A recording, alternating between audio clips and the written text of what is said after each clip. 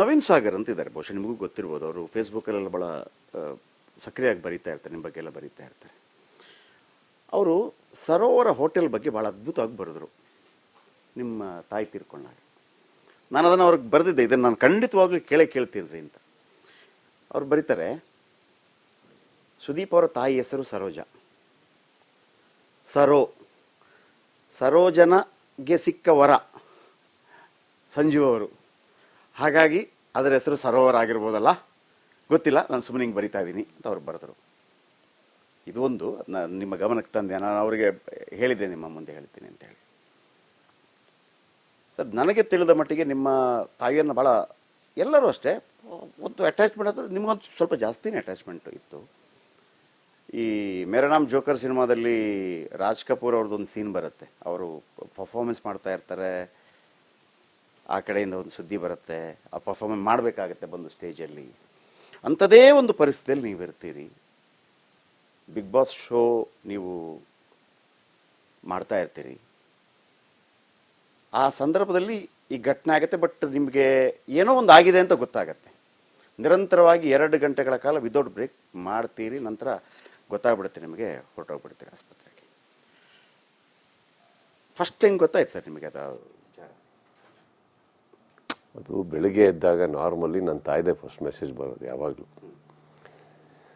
So 18th ಹಿಂದಿನ ದಿವಸ wedding anniversary ದೊಡ್ಡ ಮೆಸೇಜ್ ಕಳಿಸಿರ್ತಾರೆ ಯಥಾ ಪ್ರಕಾರ, ಅದರೊಳಗೆ ಏನು ಸ್ವಲ್ಪ ಎಕ್ಸ್ಟ್ರಾ ಇರುತ್ತೆ, ವಿಶ್ ಮಾಡಿ ಎಲ್ಲ ಮಾಡಿ. ಆವಾಗ ನಾನು ಬಂದು ಬೆಂಗಳೂರಿಗೆ ಇಳಿದಿರ್ತೀನಿ, ಮನೆಗೆ ಹೋಗಿ ಅವ್ರನ್ನ ಭೇಟಿ ಮಾಡಿ ಹೋಗ್ಬಿಟ್ಟು ಮತ್ತೆ ಮಧ್ಯಾಹ್ನ ತನಕ ಸ್ವಲ್ಪ ಮೀಟಿಂಗ್ ಇಳಿತು, ಖಾಲಿ ಬುದ್ದು ಎಲ್ಲ ಮಾಡಿ ಹೊರಡ್ತೀನಿ ಅವ್ರನ್ನ ಮಾತಾಡಿಸ್ಕೊಂಡು. ನೆಕ್ಸ್ಟ್ ಡೇ ಬೆಳಗ್ಗೆ ಫಸ್ಟ್ ಎದ್ದು ನಾರ್ಮಲಿ ಹುಡ್ಕೋದು ಅವ್ರ ಮೆಸೇಜು. ನಾನು ಫುಲ್ ಮೆಸೇಜಸ್ ಒಂದು 5-6 ಬಂದಿರುತ್ತೆ. ಫುಲ್ ಕೆಳಗೆ ಹೋಗಿ ನೋಡೋದು ನಮ್ಮ ತಾಯಿದು ಫಸ್ಟ್ ಕೆಳಗೆ 4:15 ಗಂಟೆ 5 ಗಂಟೆ ಡೆಲಿವರ್ ಆಗಿರುತ್ತಲ್ಲ, ಅದು ಬಂದಿರಲಿಲ್ಲ. ಸೊ ನಾನು ಏನಿದು ಅಂದ್ಬಿಟ್ಟು ಆಯಿತು ಪರವಾಗಿಲ್ಲ, ಏನೋ ಮೋಸ್ಟ್ಲಿ ಮೈಗ್ರೇನ್ ಆಗಿರಬೇಕು, ಆಮೇಲೆ ಮಾತಾಡೋಣ ಅಂತ ನಾನು ಗುಡ್ ಮಾರ್ನಿಂಗ್ ಕಳಿಸಿದ್ದೀನಿ. ಕಳಿಸ್ಬಿಟ್ಟು ಹೋಗಿ ಅಲ್ಲಿ ಅವತ್ತು ಜಗದೀಶ್ ಅವ್ರದ್ದು ಇವ್ರದ್ದೆಲ್ಲ ದೊಡ್ಡ ವ್ಯವಸ್ಥೆನೇ ಆಗ್ತಾಯಿತ್ತಲ್ಲ, ಅಲ್ಲಿ ದೊಡ್ಡ ಗಲಾಟೆ. ಇದನ್ನು ಹೇಗೆ ಅಟೆಂಡ್ ಮಾಡೋದು ಅಂತ ಮತ್ತೆ ಡಿಸ್ಕಷನ್ನಿಗೆ ಬಂದಿದ್ರಲ್ಲ. ಸೊ ಅವ್ರ ಹತ್ರ ಮಾತಾಡೋಕ್ಕೆ ಮತ್ತೆ ಕೂತ್ಕೊಂಡು ಹಾಗೆ ಟೈಮ್ ಆಯಿತು, ಹೊರಟ್ಬಿಟ್ಟೆ. ಇನ್ನೇನು ವೇದಿಕೆ ಹತ್ತಬೇಕು. ಆವಾಗ ನಮ್ಮ ಅಕ್ಕನ ಫೋನ್ ಬಂತು, ಸ್ವಲ್ಪ ಹುಷಾರಿಲ್ಲ, ಹಾಸ್ಪಿಟ್ಲಿಗೆ ಕರ್ಕೊಂಬಂದಿದ್ದೀವಿ, ಸ್ವಲ್ಪ ಹೀಗಿದೆ ಕಣೋ, ಏನೋ ಗೊತ್ತಾಗ್ತಾಯಿಲ್ಲ. ನಾನು ಎಲ್ಲ ಡಾಕ್ಟರ್ಸ್ಗಳಿಗೆ ಫೋನ್ ಮಾಡಿ ಕೆಲವರು ದೊಡ್ಡವರಿಗೆಲ್ಲ ಅಲ್ಲಿ ಕಳಿಸಿ ವೇದಿಕೆ ಹತ್ತೀನಿ.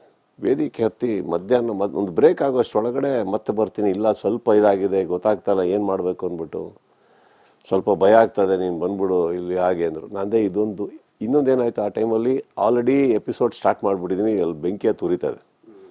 ಮಧ್ಯದಲ್ಲಿ ಬಿಟ್ಬಿಟ್ರೆ ಎಲ್ಲರೂ ಹಾಳಾಗೋಗ್ಬಿಡ್ತಾರೆ, ಫಿನಿಷ್ ಮಾಡಲೇಬೇಕು. ನಾನು ಅದೇ ಹೊಡ್ತೀನಮ್ಮ, ನೀನು ಇದು ನೋಡಿ ಎಲ್ಲರಿಗೂ ಹೇಳ್ಬಿಟ್ಟು ನಾನು ಬ್ರೇಕ್ ತೊಗೊಂಬಿಡಿ, ದಯವಿಟ್ಟು ಬೇಗ ಫಿನಿಷ್ ಮಾಡಿಬಿಡಿ ಅಂತ ಅಲ್ಲಿ ಹೋಗಿ. ಬಟ್ ಹಾಗಂತ ಸ್ಪೀಡಲ್ಲಿ ನಡ್ಸ್ಕೊಡೋಕ್ಕಾಗಲ್ಲ ಸರ್, ಅದಕ್ಕೆ ಅಂತ ಒಂದು ವೇಗ ಇದೆ. ಬಿಗ್ ಬಾಸ್ ಮಾಡಿ ಮಾಡಿ ಮಾಡಿ ಎಲ್ಲ ಮುಗಿದ ತಕ್ಷಣ ಓಡಿ ಈ ಕಡೆ ಬರೋಷ್ಟೊಳಗೆ ಅವರು ಇಲ್ಲಿ ಬಂದ್ವಿ, ಬರೋಷ್ಟೊಳಗೆ ಅವರು ಬಂದ್ಬಿಡು ನೀನು ಆಗ್ತಾನಲ್ಲ ವೆಂಟಿಲೇಟರ್ ಆಗ್ತಾರೆ ಅಂತ. ನಾನು ಹಂಗೆ ಬಟ್ಟೆನೂ ಹಾಕಿರಲಿಲ್ಲ, ಹಾಗೆ ಹೋಗಿ ಗಾಡಿ ಆಯ್ತು ಓಡಿದೆ. ಅಷ್ಟರೊಳಗೆ ಎಲ್ಲ ಬಂದರು ಮಾಡಿದೆ. ಇಲ್ಲಿಂದ ಹೋಗಿ ಹೋಗಿ ಹೋಗಿ ಒಂದು 58 ನಿಮಿಷ ತೋರಿಸ್ತಾಯಿತ್ತು. ಆಮೇಲೆ ಮಾತಾಡ್ತಾನೆ ಇದ್ದೆ. ವೆಂಟಿಲೇಟ್ರು ಅವರು ಡಾಕ್ಟ್ರು ಬೇಡ ನಾನು ಒಂದು ಸ್ವಲ್ಪ ಬಂದುಬಿಡ್ತೀನಿ ಸರ್, ಯಾಕಂದ್ರೆ ವೆಂಟಿಲೇಟ್ರು ಹೋದರೆ ಅದು ಅಷ್ಟೇ ಸರ್, ಅದೊಂದು ಭಾಳ ಕಮ್ಮಿ ಪರ್ಸೆಂಟೇಜ್ ಚಾನ್ಸ್ ಕೊಡೋದು. ಇನ್ನೇನು 18 ನಿಮಿಷ ಅದೇ ರೀಚ್ ಆಗೋಕ್ಕೆ ಅಂದಾಗ ಡಾಕ್ಟ್ರು ಮತ್ತೆ ಹೇಳಿದ್ರು, ಇಲ್ಲ ಸುದೀಪ್ ತಡ್ಕೊಳಕ್ಕೆ ಹೋಗ್ಬೇಡಿ, ಇದು ತುಂಬ ಚಾನ್ಸ್ ತೊಗೊತಿದ್ದೀರ, ಹಾರ್ಟ್ ರೇಟಲ್ಲಿ ಎನಿ ಟೈಮ್ ಡ್ರಾಪ್ ಆಗಿಬಿಡ್ಬೋದು, ತುಂಬ ಇದಾಗ್ತದೆ ಅಂತದ್ದು. ನಾನು ಅವಾಗ ಐ ಆಸ್ ದ ಡಾಕ್ಟರ್, ಇವಾಗ ನಿಮ್ಮ ಬೆಸ್ಟ್ ಥಿಂಗ್ ನೀವೇನು ಸರ್ ಸಜೆಸ್ಟ್ ಮಾಡ್ತೀರ? ಅವ್ರಿಗೂ ಇಲ್ಲ ಸರ್, ಅಗ್ರೆಸಿವ್ ಆಗಿ ಮೆಡಿಕೇಷನ್ ಕೊಡಲೇಬೇಕು ಅಂದರೆ we have to put there ಅಂತ. ಆವಾಗಲೇ ನಾನು ಒಪ್ಕೊಂಡಿದ್ದು, ಸರಿ ಹಾಕಿ ಸರ್ ಅಂತ. ನಾನು ಹೋಗೋಷ್ಟರೊಳಗೆ ಸೆಡೇಷನ್ಗೆ ಹೋಗ್ಬಿಟ್ಟಿದ್ರು ಅವರು.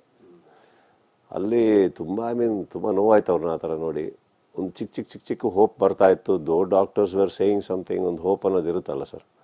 ಸ್ವಲ್ಪ ತಂದು ಸಾಯಂಕಾಲ ಆಗೋಷ್ಟರೊಳಗೆ ಒಂದು ಸ್ವಲ್ಪ ಸ್ಟೆಬಿಲೈಸ್ ಆಗಿದ್ದಾರೆ, ನೋಡೋಣ ಹಾಗೆ ಹೀಗೆ ಅಂತ ಇದ್ರು.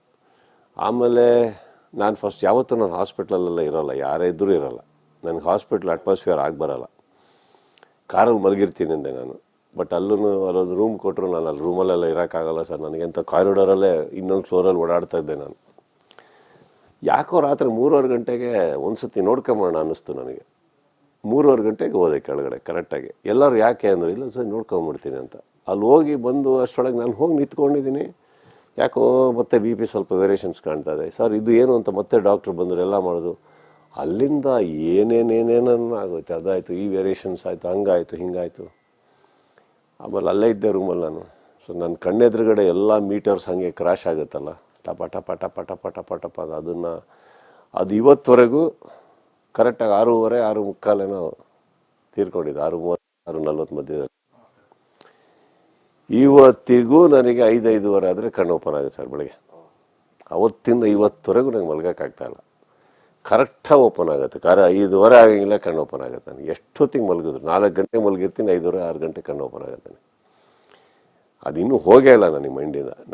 ನನ್ನ ಕಣ್ಮುಂದೆ ನಡೆದಿದ್ದು ಸಂಡೇ.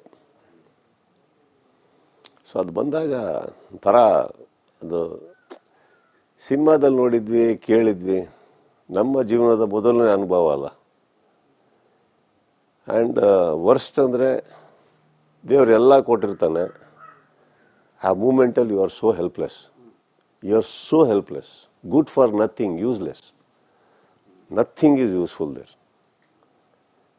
ಪಟ ಪಟ ಪಟ ಪಟ ಪಟ ಪಟ ಹೋಗಿ ಹಾರ್ಟ್ ರೇಟಲ್ಲಿ ಹೋದಾಗ ಅದು 0 ಅನ್ನೋ ನಂಬರ್ ಇದೆಯಲ್ಲ ಸರ್, ನನ್ನ ಬ್ಯಾಂಕ್ ಅಕೌಂಟಲ್ಲೂ ಕೆಲವು ಟೈಮ್ ದುಡ್ಡು ಇರ್ತಾ ಇರಲಿಲ್ಲ. ಒಂದು ಟೈಮಲ್ಲಿ ಬರೀ 0ನೇ. ಅವತ್ತು ನನಗೆ ಜೀವನ ಹೆದರಿಕೆ ಆಗಿರಲಿಲ್ಲ. 0 ಅನ್ನೋ ವರ್ಡು, 0 ಅನ್ನೋ ನಂಬರ್ ನನಗೆ ಯಾವತ್ತೂ it has never scared me. But that 1 0 that came that day in the heart beat, I can never forget. That was the worst thing that ever I saw in my life. ಸೆಡೇಷನಲ್ಲಿದ್ದಾರೆ, correct. ನೋಡೋಕ್ಕೂ ಸಿಕ್ಕಲಿಲ್ಲ, ಮಾತಾಡೋಕ್ಕೂ ಸಿಕ್ಕಲಿಲ್ಲ. ಹಿಂದಿನ ದಿವಸ ಬೆಳಗ್ಗೆ ಮಾತಾಡಿದ್ದು ನಾನು. ಅದು ನೋಡಿ, ನಿದ್ದೆ ಮಾಡೋಕ್ಕೆ ಹಾಕ್ತಾರೆ, ಹಾಗೆ ಹೊರಟೋಗ್ತಾರೆ, ಅವ್ರಿಗೆ ಗೊತ್ತೂ ಆಗಲ್ಲ ಅವ್ರಿಗೆ. ಸೊ ಅದು ಏನೇನೋ ಥಾಟ್ಸ್ಗಳು ತುಂಬ ದಿನ ಓದಾಡಿದ್ದೆ ನಾನು ಈ ಥಾಟ್ಸಲ್ಲಿ. ಅದೆಲ್ಲ ಆದ್ಮೇಲೆ ಇವತ್ತು ಬೆಳಗ್ಗೆ ಹೇಳ್ತಾ ಅದು ಏನ್ರಿ ಕರ್ಮ ನಂದು ಅಂತ. ಕರೆಕ್ಟಾಗಿ ಇವತ್ತು 4:15 ಗಂಟೆಗೆ ಎದ್ದು ಕೂತಿದ್ದೀನಿ. ಬಂತು ಅಂದರೆ ಪ್ಯಾನಿಕ್ ಆಗೋದು, ಏನೋ ತಲೆ ಕೆಟ್ಕೊಂಡು ಎಲ್ಲ ಮಾಡ್ಕೊಂಡು ಕೂತಿರ್ತೀನಿ ನಾನು. ಆಗೋದೇ ಇಲ್ಲ, ನಿದ್ದೆನೇ ಬರಲ್ಲ. ನೀವು ಹೊರಗಡೆ ಹೋಗಿ ಬಂದಾಗ ಯಾವತ್ತೂ ಒಂದು ನಿಮ್ಮದೊಂದು ದೃಷ್ಟಿ ತೆಗೆಯುವ ಒಂದು ಅಭ್ಯಾಸ ಇತ್ತಂತಲ್ಲ? ಹೌದು. ನಾಯಿ ಅನ್ನೋರು ಅವರು. ಹೆಂಗೆ ನಾಯಿ ಅನ್ನೋರು ಚೆನ್ನಾಗಿ ಕಾಣಿಸ್ತಾ ಇದೆ ಅಂತ ಹೇಳ್ಬಿಟ್ಟು ನಾಯಿ ಅಂದ್ಬಿಟ್ಟು ಕುತೂಹಲ ಅಂತ ಹೇಳ್ಬಿಟ್ಟು ದೃಷ್ಟಿ ತೆಗೆಸಿ. Now you're missing that. Of course, how will I not miss? How will I not miss? ಮನೆಗೆ ಭಾಳ ಕಡಿಮೆ ಹೋಗ್ತಾ ಇದ್ದೀರಂತೆ ಇತ್ತೀಚೆಗೆ. ಸಮ್ಟೈಮ್ಸ್ ಹಂಗಾಗುತ್ತೆ. ಇಲ್ಲ ಮನೆಗೆ ಹೋದರೆ ಆ ಕುರ್ಚಿ ಅವ್ರದ್ದೊಂದು ಕುತ್ಕೊಳ್ಳೋದೊಂದು ಕುರ್ಚಿ ಇದೆ ಸರ್, ಅದಕ್ಕೊಂದು ಬೇಲಿ ಒಂದು ಅಡ್ಡ ಹಾಕಿಟ್ಟಿದ್ದೀನಿ, ಯಾರು ಕೂರ್ಬಾರ್ದು ಆ ಕುರ್ಚಿ ಮೇಲೆ. ಅದ್ರ ಮೇಲೆ ಯಾವಾಗಲೂ ಇವತ್ತಿಗೆ ಅದೊಂದು ಸೇಕ್ರೆಡ್ ಇದಾಗಿದೆ, ಅದು ಹೂವು ಇಟ್ಟಿರ್ತೀವಿ ಆ ಚೇರ್ ಮೇಲೆ. ನಮ್ಮ ತಾಯಿದೊಂದು ಚಪ್ಪಲ್ ಹಾಕೋರು ಯಾವಾಗಲೂ. ಆ ಚಪ್ಪಲಿಗೆ ಒಂದು ಒಳ್ಳೆ ಪೀಠ ಮಾಡಿಸಿದ್ದೀನಿ ನಾನು. ಪೀಠ ಮಾಡಿಸಿ ಅದ್ರ ಥರ ಚೇರ್ ಹತ್ರನೇ ಇಡ್ಸಿದ್ದೀವಿ ನಾವು. ಸೊ ನಂಗೆ ಯಾರು ಆ ಕುರ್ಚಿ ಮೇಲೆ ಕೂರ್ಬಾರ್ದನ್ನ ಕಾರಣ ಕಂಪ್ಲೀಟ್ಲಿ ರೆಡಿ ಮಾಡಿಟ್ಟೆ ಅದನ್ನು. ಸೊ ಆ ಕುರ್ಚಿ ಕಾಂಪೌಂಡೆಂಟ್ ಆದರೆ ಅಲ್ಲೊಂದು ತಲೆ ಕಾಣೋದಲ್ಲಿ ಯಾವಲ್ಲೂ ಕೂತಿರೋದು. ಅಲ್ಲಿಂದ ಹೋಗಿ ಮಾತಾಡಿಸ್ಕೊಂಡು ಎಲ್ಲರೂ ನಮ್ಮ ಮನೆಗೆ ಬರೋರೆಲ್ಲರೂ ಒಂದು ರೌಂಡು. ಸೊ ಆ ಕುರ್ಚಿ ಕಡೆ ನೋಡಿ ನಮಸ್ಕಾರ ಮಾಡಿ ಮೇಲೆ ಹೋಗ್ಬಿಟ್ರೆ ಮತ್ತೆ ಕೆಳಗೆ ಬರೋಕ್ಕಾಗಲ್ಲ ನನಗೆ. ಮೇಲೇ ಕೂತಿರ್ತೀನಿ ನಾನು, ಬರೋದೇ ಇಲ್ಲ ಕೆಳಗೆ ನಾನು. ನಮ್ಮ ತಂದೆ ಹತ್ರ ಮಾತಾಡ್ಸ್ಕೊಂಡೋಗಿ ಒಂದು ಸತಿ ಬಂದು ಹೋಗ್ತೀನಿ, ಬಟ್ ಇಲ್ಲಾಂದರೆ ನಾನು ಅದು ಸೆಟ್ಟೇ ಆಗ್ತಾಯಿಲ್ಲ ನನಗೆ. ಅದೊಂದು ಕಾರಣಕ್ಕೆ ನೋಡಿ, ಡಿಸೆಂಬರಲ್ಲೂ ಸಿನಿಮಾ ಸ್ಟಾರ್ಟ್ ಆಗಬೇಕಾಗಿತ್ತು, ಅದು ನಾನು ಮಾಡಲಿಲ್ಲ. ನನಗೆ ಮೆಂಟಲಿ ಪ್ರಿಪೇರ್ ಇಲ್ಲ, ನಾನು ಬಿಟ್ಬಿಡಿ ಅಂದೆ ನನಗೆ. ಬಟ್ ಇದು ಒಂದು ಜವಾಬ್ದಾರಿ, ಬಿಗ್ ಬಾಸ್ ಅನ್ನೋದೊಂದು ಜವಾಬ್ದಾರಿ ಮಾಡಲೇಬೇಕು. ಅದಕ್ಕೋಸ್ಕರ 1 ವಾರ ಗ್ಯಾಪಲ್ಲಿ ಬಂದ್ಬಿಟ್ಟೆ ನಾನು. ಅವರು ನಾನು ಇನ್ನೊಂದು 2-3 ವಾರ ಬರಲ್ಲ ಅಂದ್ಕೊಂಡಿದ್ರು ಬಿಗ್ ಬಾಸಲ್ಲಿ, ಬಟ್ ನಾನು ಬಂದೆ. ಬಿಕಾಸ್ ಏನಾದರೂ ಯಾರ್ಯಾರ್ದೋ ಜೀವನ ಇದೆ ಸರ್, ಅವ್ರಿಗೆ ನಾನು ಒಬ್ಬನಿದೆ ಅಲ್ವಲ್ಲ, ಅವ್ರದ್ದು ಎಲ್ಲರದ್ದು ಜೀವನ ಪಾಸ್ ಆಗಿರುತ್ತೆ ನಾನು ಬರೋ ತನಕ. ಸೊ ಅದಕ್ಕೆ ಬಂದೆ, ನಾನು ಬಂದ್ಬಿಟ್ಟು ನಡ್ಸ್ಕೊಟ್ಟೆ.